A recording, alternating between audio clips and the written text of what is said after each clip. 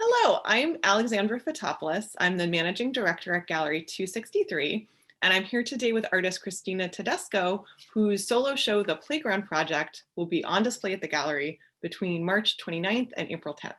Hi, thanks for being here. Hi, how are you?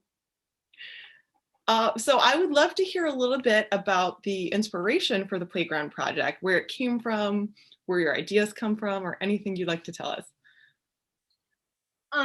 So about 2 years ago, the Playground Project began.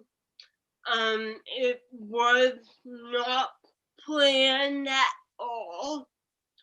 How it happened was I was submitting artwork to shows and I was getting rejected, and after 4 rejections, I said something's not right.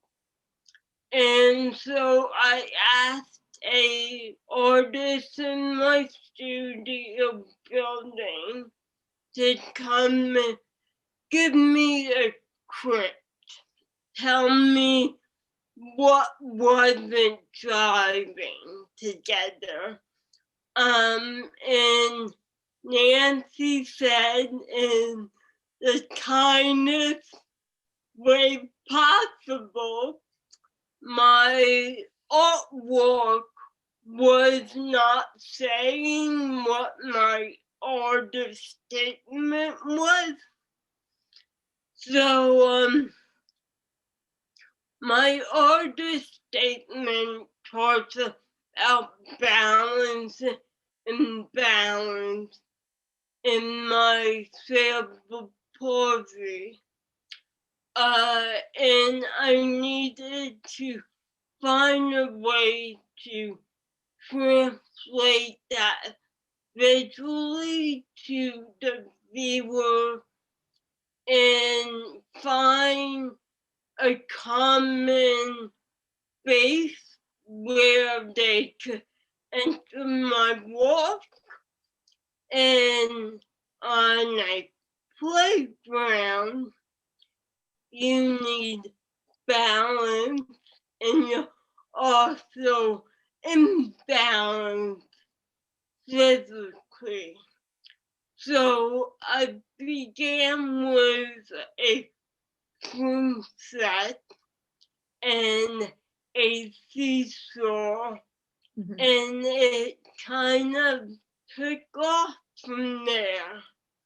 And once you start looking at a playground, you begin to see all these societal things that goes on in a playground setting. That's a great description. Could you tell our viewers a little bit about your process, how you create these images, the materials you used, your choice of colors, and mark making? Yeah, so my process that changes from piece to piece. Usually I begin with my figure, as you can see here, and I begin thinking about different equipment on a playground or different settings. And I usually draw from my memory and images that I find online to get a good perspective of the seesaw or the rings. Due to my dyslexia, to point perspective is really challenging for me. I usually have to draw out my paintings in pencil, and like there's a lot of erasing lines, and that's not quite even. It's not because my cerebral palsy is affecting my hand, it's because my dyslexia plays tricks on me with perspective, and that's why everything is a little off, because I don't think like that. And oftentimes I get headaches trying to draw out my paintings. Well, that's definitely, yeah, I feel like that's a challenge that wouldn't have occurred to me. Yeah. I didn't connect the two until I began playing around with different ideas like monkey bars, a seesaw, and slides. That I'm like, oh yeah, that affects not only reading but drawing as well. Wow, that's really interesting. Thanks for sharing that. The materials I'm using now is gouache, which is a happy medium between watercolor and acrylic.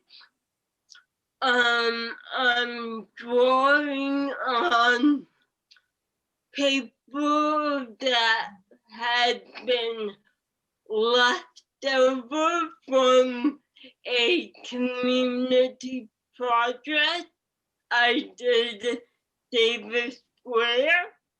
So the guy who framed my paintings gets upset because everything's at an odd dimension. I feel like that's a very familiar artist behavior, right? You have to use everything you have. I don't have money to spend on paper, so it's like, oh, I can cut this into a 8x10, right? Sure. I notice in your paintings, you're using these like really bright colors in some of them, like bright kind of primary colors. Do you want to talk about the choice of using those colors? Yeah, so the primary colors are because that's what most playgrounds use for the equipment, and I want my paintings to be familiar, and capture the vibrance of a playground. I also want my paintings to be very inviting and happy, but yet they have this little awkwardness to them that you might not see right away, but you get drawn in.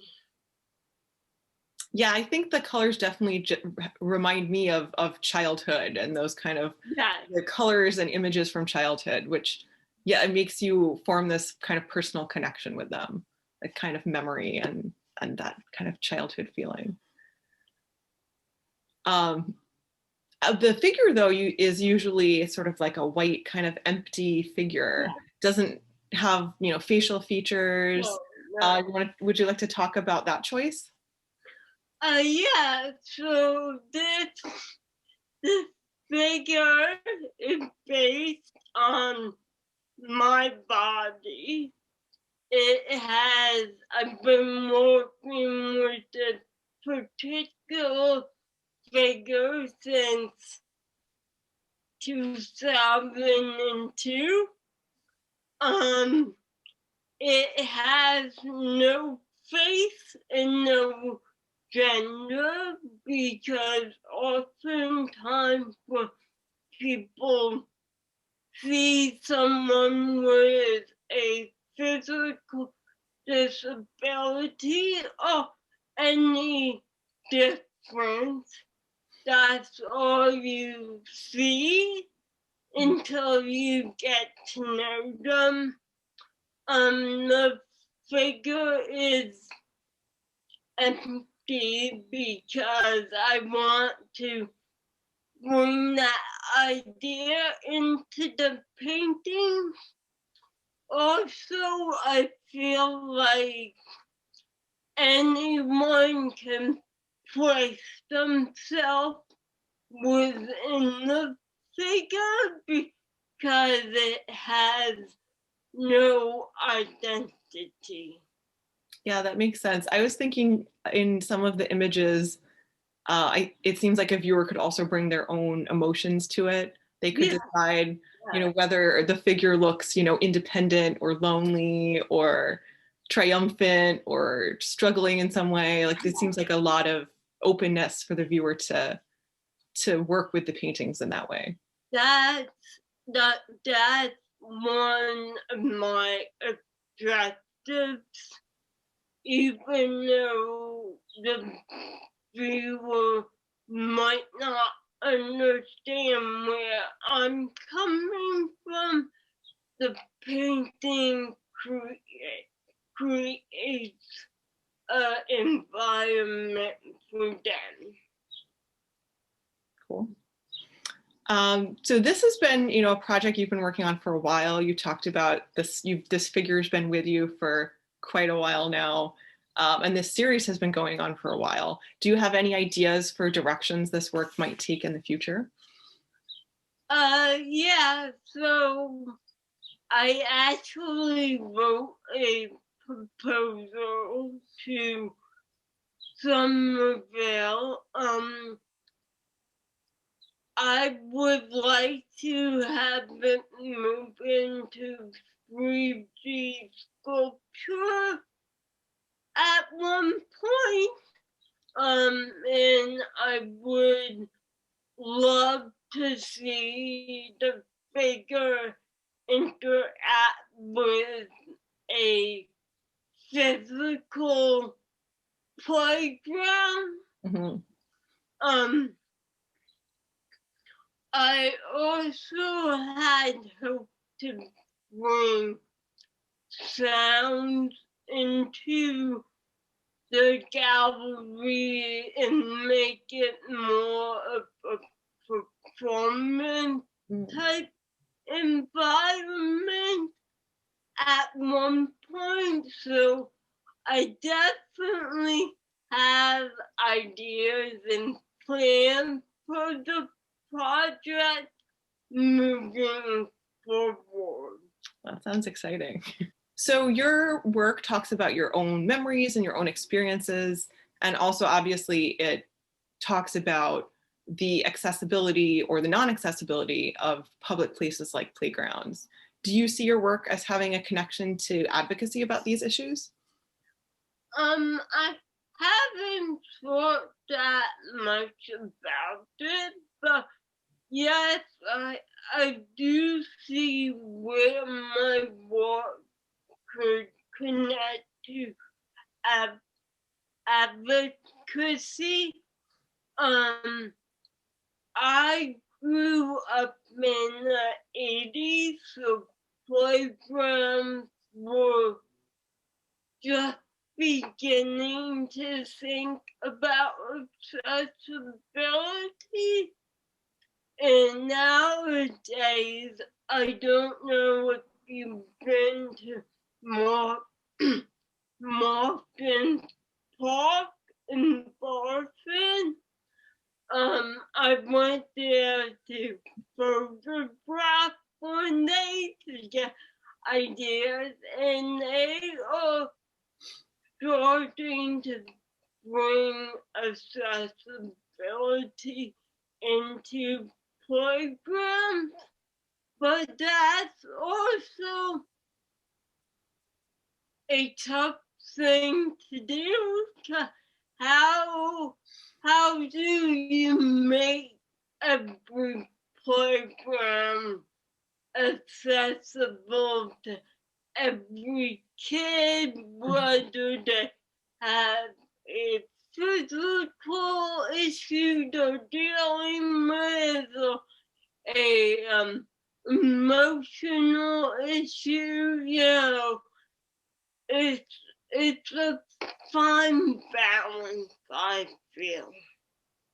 Yeah, it seems like a series of complicated decisions, right? And different people working together. I know that Cambridge has there's a playground being built currently, I believe. I don't know if it got delayed because of the pandemic. That is supposedly based on universal design principles that are trying to, be more accommodating to different children. And I know that for voters in Cambridge, playground accessibility has come up as part of our participatory budgeting initiatives. So if you vote in Cambridge and are interested in these issues, they often come up as part of that participatory budgeting, where voters get to allocate funds to projects like increased accessibility. I think they're adding accessible swings to more playgrounds throughout Cambridge. Yeah, and it's awesome. When I was growing up, they were just beginning to do that. In Somerville, there has not been really as much movement on that front yet, but I think they're getting there at some point. Cool to see. So I know that in addition to your work as an artist, you're involved in a lot of different kind of arts organizations. Would you like to tell our viewers a little bit about Divergence Magazine? Yeah. So I'm also the art editor of a brand new magazine called Divergence. Divergence also deals with accessibility and highlighting people who are different than the norm. We mainly focus on people with learning difficulties, dyslexia, autism spectrum, ADD, ADHD, and it's very impressive for me to see that these diagnoses don't just exist in the United States, but they exist throughout the world and in different countries such as Spain. If you have a learning difference, you're considered disabled, just like an individual with a physical disability. So we're trying the magazine, hoping to bring more of the light on people who learn or think differently. You're looking both for people to subscribe and people to submit art Yeah, and writing, right?